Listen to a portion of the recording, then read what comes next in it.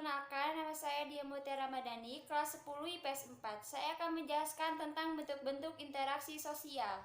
Secara umum, interaksi sosial dibagi ke dalam dua bentuk, yakni interaksi sosial asosiatif atau yang mengarah pada hal-hal yang mempererat hubungan dan menghasilkan kerjasama, serta interaksi sosial diasosiatif atau yang menciptakan perpecahan.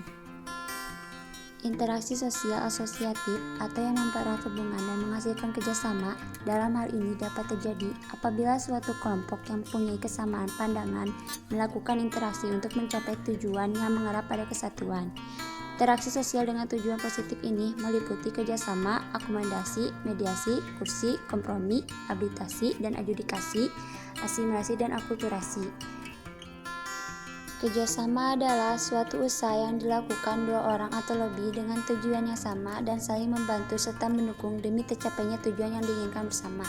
Contohnya adalah kerjasama dalam mengerjakan tugas, gotong royong, kerjasama dalam pertandingan sepak bola, dan lain-lain.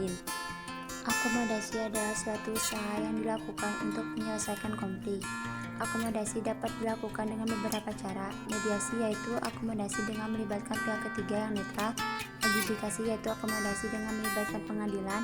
Arbitrasi akomodasi yang melibatkan pihak ketiga yang lebih tinggi kedudukannya. Dan kompromi yaitu akomodasi dengan saling mengurangi tuntutan hingga tercapai kesepakatan. Asimilasi adalah suatu proses sosial yang timbul sebagai akibat kedatangan kebudayaan baru yang lambat laun akan bercampur dengan kebudayaan asli dan memunculkan kebudayaan lain di dalam masyarakat. Contohnya, kebudayaan memakan mie yang dibawa bangsa Tiongkok ke Indonesia telah menggeser paradigma masyarakat tentang konsumsi karbohidrat nasi menjadi mie.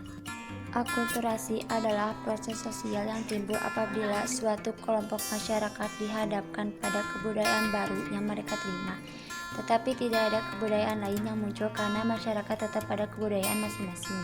Contohnya adalah kebudayaan Hindu dan Islam yang bertemu mengakibatkan bangunan gapura atau gerbang masjid menyerupai bentuk pura, tetapi kebudayaan Islam dan Hindu tidak berubah. Interaksi sosial diasosiatif berlawanan dengan asosiatif. Interaksi sosial yang bersifat diasosiatif mengarah pada perpecahan dan dapat terjadi karena adanya perbedaan pendapat atau pandangan dan bersifat oposisi. Interaksi sosial ini dapat dibedakan menjadi persaingan, kontravensi, dan konflik.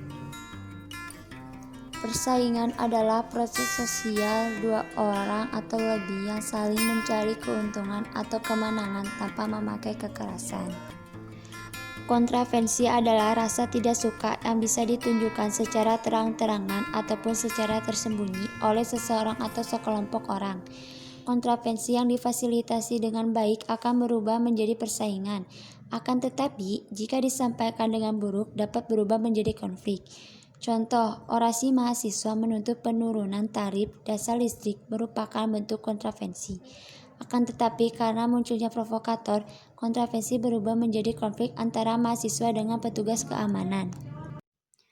Konflik adalah proses sosial antara individu atau antara kelompok yang saling menentang, saling menjatuhkan, bahkan saling berlawanan dengan disertai kekerasan atau kontak fisik.